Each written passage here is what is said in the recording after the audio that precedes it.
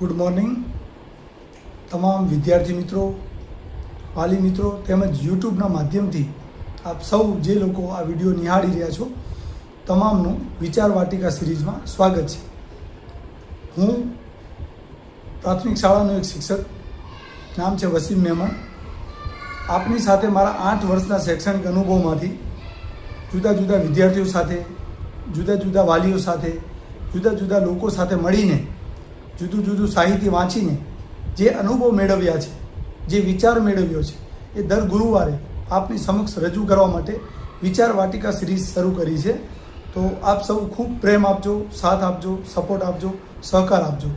આ વિચાર સિરીઝની અંદર આજે આપણે પ્રથમ ગુરુવારે પ્રથમ વિચાર રજૂ કરીએ છીએ, જેની અંદર આપણે ચર્ચા કરીએ કે આપણું જે મગજ છે એ કોઈ પણ પરિસ્થિતિમાં, કોઈ પણ સંજોગમાં, વિદ્યાર્થી જીવન હોય, યુવાવસ્થા હોય કે પછી પ્રૌઢ અવસ્થા હોય, ગમે તે અવસ્થાની અંદર આપણે આપણા મગજની અંદર આવતા કોઈ પણ વિચારને અથવા આપણને કોઈ પણ જ્યારે સામેથી કોઈ સૂચન આપવામાં આવે અથવા આપણે પોતે કોઈક વસ્તુનું ડિસિઝન લેવાનું આવે, એ સમયે આપણે આપણા મગજને જે રિસ્પોન્સ, જે પ્રતિભાવ આપીએ છીએ એ જ પ્રમાણે આપણું મગજ રિએક્ટ કરે છે. ફોર એક્ઝામ્પલ, આપણે એક્ઝામ્પલના માધ્યમથી સમજીએ કે એક ઘરની અંદર એક ડાઇનિંગ ટેબલ પર ફેમિલી ભોજન લેવા માટે સાથે બેસે છે. એમાં પતિ પત્ની છે, 2 બાળકો છે. બધા જમવાનું પોતાનું ભોજન લઈ રહ્યા છે.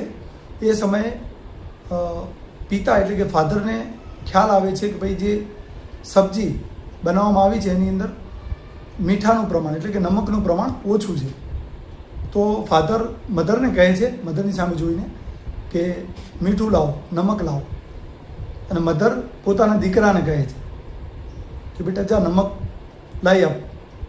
એ સમયે દીકરો જવાબ આપે છે કે હું નહીં જાઉં, મને નહીં મળે. ધ્યાન આપજો મિત્રો, દીકરો જે પ્રથમ જવાબ આપે છે એ સમજવા જેવો છે. દીકરો કહે છે કે હું નહીં જાઉં, મને નમક એટલે કે મીઠું નહીં મળે. એનો આ પ્રથમ જે રિસ્પોન્સ છે, જે રિએક્શન છે, જે જવાબ છે, એ જ એના મગજને અસર કરશે આગળ જતાં.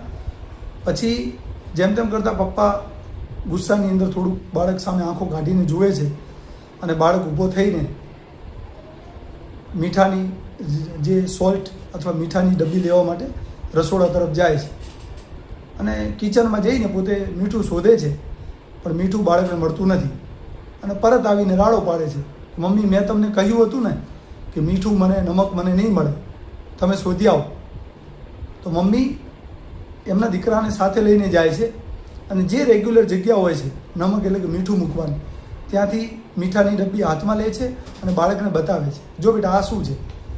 એ સમયે બાળક એકદમ શરમ ભાવમાં મુકાય છે કે ભાઈ મારી સામે વસ્તુ હતી તેમ છતાં હું કેમ ના જોઈ શક્યો.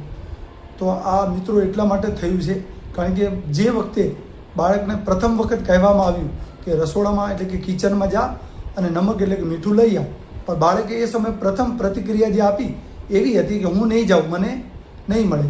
તો એણે પ્રથમ જે પ્રતિક્રિયા આપી એ પ્રમાણે એને મગજની અંદર એવા રિએક્શન થયા અને વસ્તુ એની સામે હોવા છતાં, મીઠાની ડબ્બી કિચનની અંદર પ્રોપર જગ્યાએ જ્યાં હોય છે ત્યાં એની સામે હોવા છતાં એ વસ્તુ એની સામે નથી રહેતી, અદૃશ્યમાં થઈ જાય છે. વસ્તુ ત્યાં જ છે પણ એનો મગજની અંદર પહેલેથી એવો મેસેજ પડ્યો છે કે મને નહીં મળે. તો એનું મગજ એને એ પ્રમાણે જ રિએક્શન આપે છે, એને વસ્તુ મળતી નથી.